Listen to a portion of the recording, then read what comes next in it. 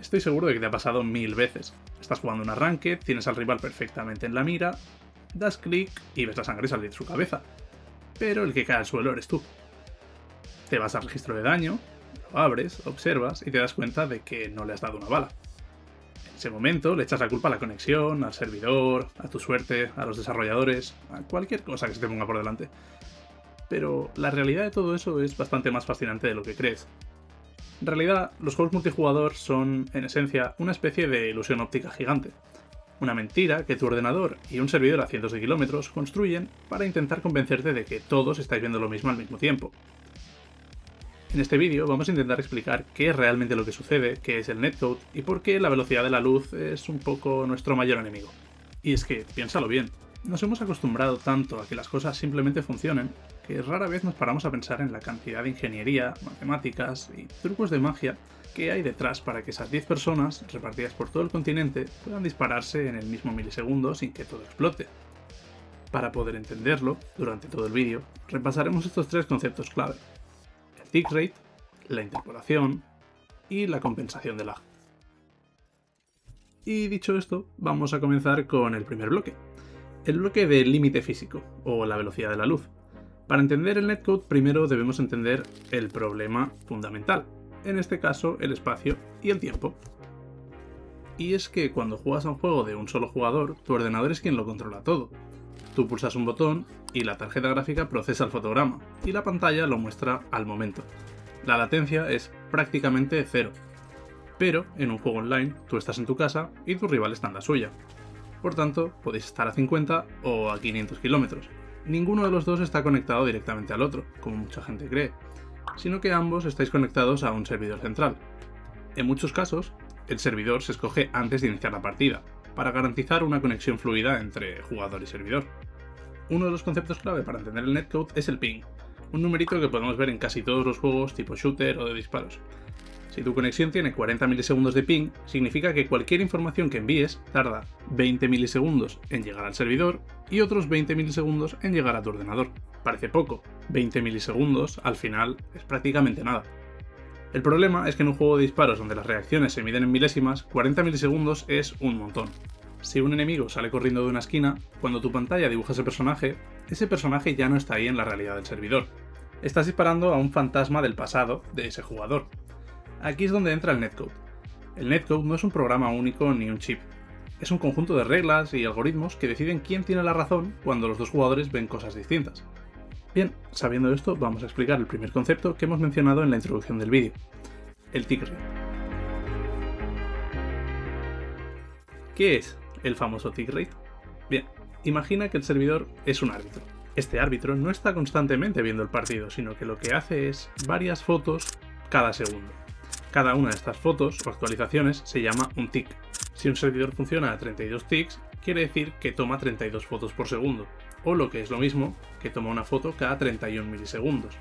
En pantalla podéis ver la tabla de correlación en función de los ticks, cuántas fotos se toman por segundo y cada cuántos milisegundos se toma una foto. Pero, ¿por qué esto es tan importante realmente?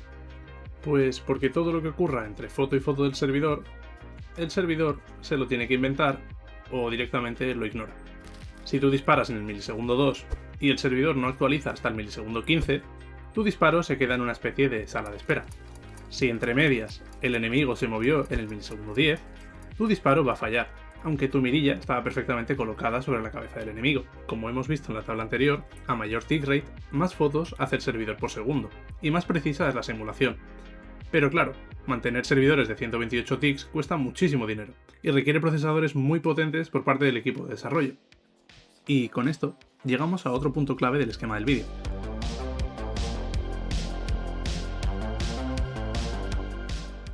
Si los servidores solo nos mandan 62 o 128 fotos por segundo, deberíamos ver a los enemigos moviéndose a tirones, como en una película de animación, fotograma a fotograma. Para evitar esto, los desarrolladores usan dos trucos visuales fundamentales: la interpolación y la predicción del cliente.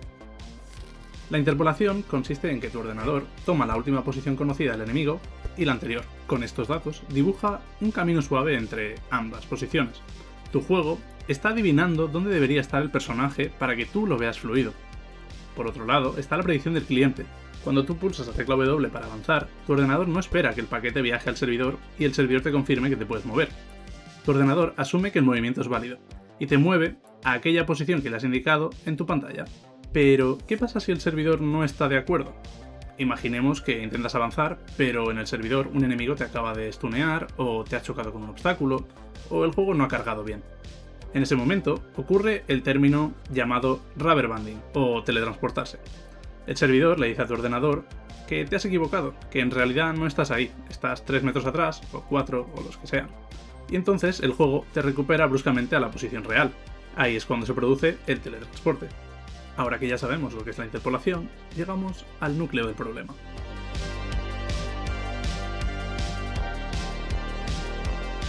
Si yo le disparo a alguien que se está moviendo con 50 milisegundos de ping, yo le estoy disparando donde el juego me enseñó que él estaba, no donde está realmente en el servidor. Entonces, ¿es justo que falle? Para solucionar esto se inventó la compensación de lag.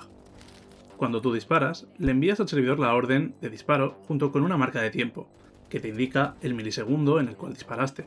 Cuando el servidor recibe el paquete, viaja hacia atrás en el tiempo en su memoria.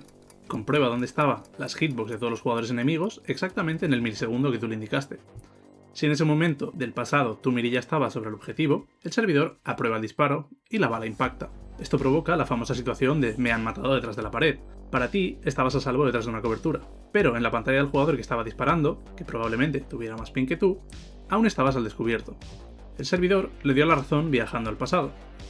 En los juegos de lucha, donde un solo fotograma define la victoria, esto se lleva al extremo con el rollback netcode. El rollback no espera a recibir la orden del rival. Si el juego no sabe qué botón ha pulsado tu oponente, adivina lo que va a hacer basándose en lo que estaba haciendo. Si la predicción fue correcta, la partida sigue 100% fluida sin retardo.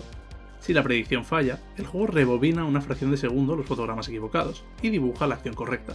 Como ves, cuando fallas un tiro en un juego que parecía clarísimo, no siempre es culpa de tu puntería. Pero tampoco es que simplemente el juego esté roto. Es el resultado de un sistema complejísimo que intenta reconciliar las leyes de la física, la latencia de internet y la simulación en tiempo real para millones de personas a la vez. El netcode perfecto no existe porque no podemos hacer que la luz viaje más rápido por los cables de fibra óptica. Pero la ingeniería detrás de cómo se disimula ese tiempo es uno de los mayores logros silenciosos de la informática moderna. Este es el primer videoserio que subo a mi canal. Mi idea con este proyecto es seguir explorando la informática y la tecnología que hay detrás de los videojuegos, explicándola de forma sencilla y sin rodeos. Si te ha parecido interesante o crees que hay algo que pueda mejorar para los próximos vídeos, me ayudaría mucho que lo dejaras en los comentarios. Gracias por llegar hasta aquí y nos vemos con el próximo tema.